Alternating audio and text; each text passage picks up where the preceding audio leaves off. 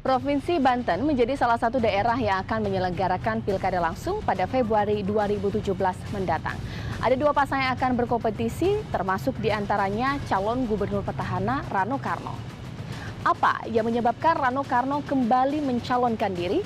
Ikuti perbincangan saya sesaat lagi.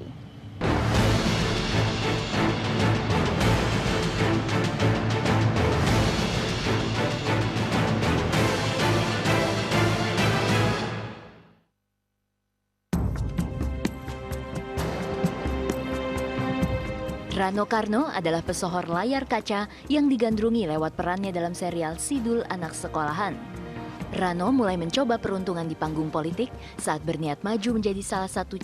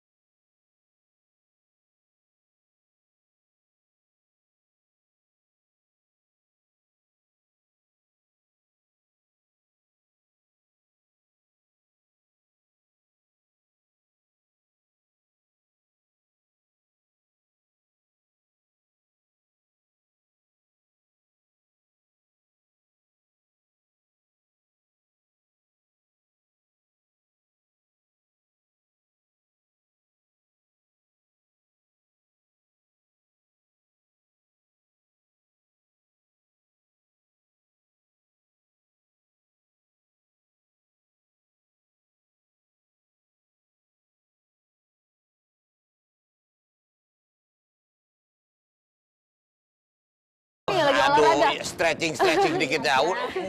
Mumpung ada waktu. Tapi memang selalu stretching dulu nih sebelum mulai kegiatan Ya, gitu ya? saya minimal seminggu 3 kali saya jalan kaki. Kenapa itu Bang dilakukan? Cuman itu yang bisa, sebetulnya mestinya berenang. Cuman berenang ini kan memerlukan waktu yang panjang. Ya kalau jalan kaki mungkin dua kali muterin komplek udah cukup lah. Berarti padat dong jadwal kegiatan setiap harinya untuk kampanye nih Bang?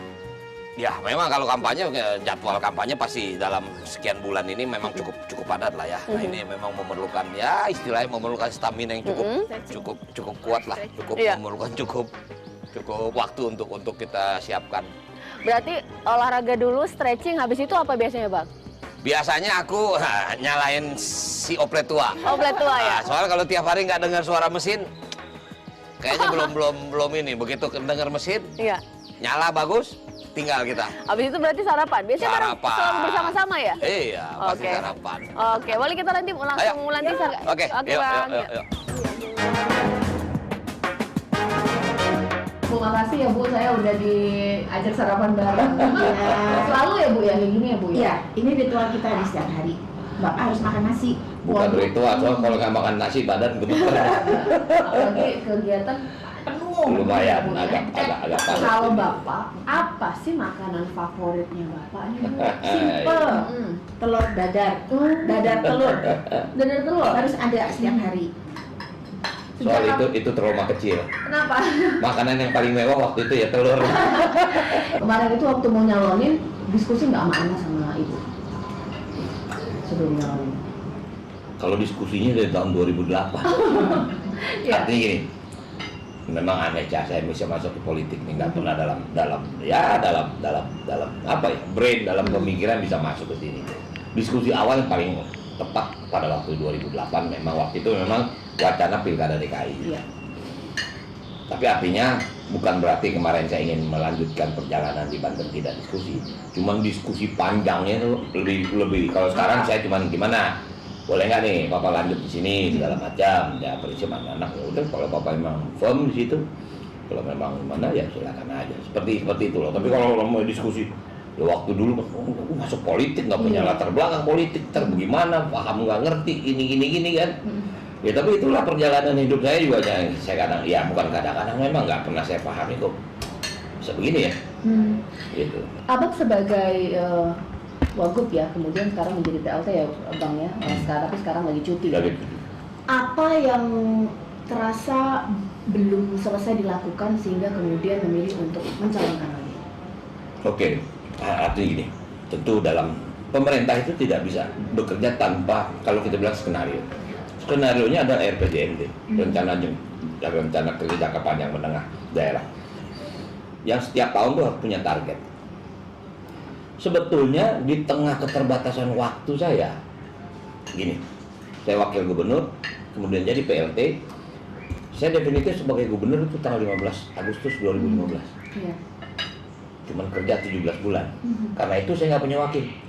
Karena secara undang-undang di bawah 18 bulan tidak didampingi wakil. Saya kerja sendiri. Kalau berdasarkan RPJMD selesai. Yang terakhir adalah saya bisa mewujudkan yang disebut Bank Banten.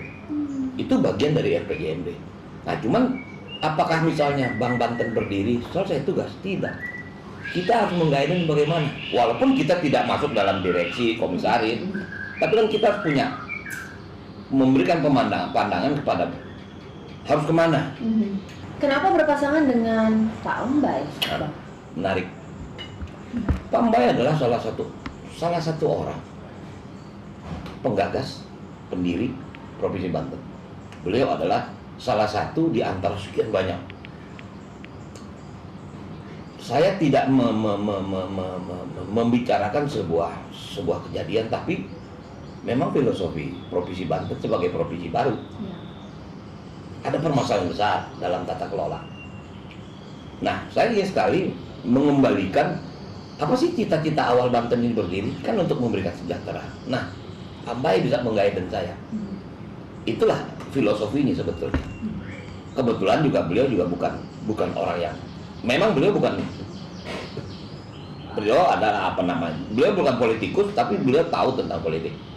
Walaupun dia tidak terlibat dalam politik praktis seperti itu. Nah, artinya kenapa saya milih Pak Embai? Karena memang saya ingin mengembalikan ruh berdirinya Provinsi Banten pada rel yang benar. Tinggal tata kelola yang ketat akan menjadi sebuah provinsi hebat. Apakah abang tidak gentar gitu ya dengan formulasi yang dilakukan pasangan lain menggait keluarga Jawara gitu, kemudian abang dengan Pak Embai gitu, gimana Pak? Kalau saya gentar, barangkali saya tidak maju dengan Pak Embai. Kalaupun saya berani, bukan berarti saya menantang. Tidak. Tapi marilah kita bersaing. Karena bagi saya, di saat dinasti itu tidak dilarang, tidak dilarang dalam sebuah peraturan, nggak ada yang bisa kita persalahkan. Ini memang sudah terjadi seperti ini. Walaupun memang barangkali secara etika saja ada bagian-bagian yang memang tidak dijalankan dengan benar gitu. Nah, inilah kenapa saya minta Pak Embai dampingi saya. Kembalikan dulu roh ini, baru kita jalankan tata kelola yang benar. Saya sangat yakin, pun satu saat saya nggak akan terus di situ. Iya benar. Mungkin saya cuma satu periode, kita nggak tahu, walau umur saya sudah 56 tahun. Ya. Setelah nanti saya tinggalkan Banten, mudah-mudahan semuanya meningkat. Apalagi saya 40 tahun terlatih sebagai profesional. Tiap tahun nominasi dapat Piala Citra belum tentu udah biasa. Jadi yang namanya nominasi belum tentu menang. Ya itu juga sekarang kita nominasi sebagai calon gubernur,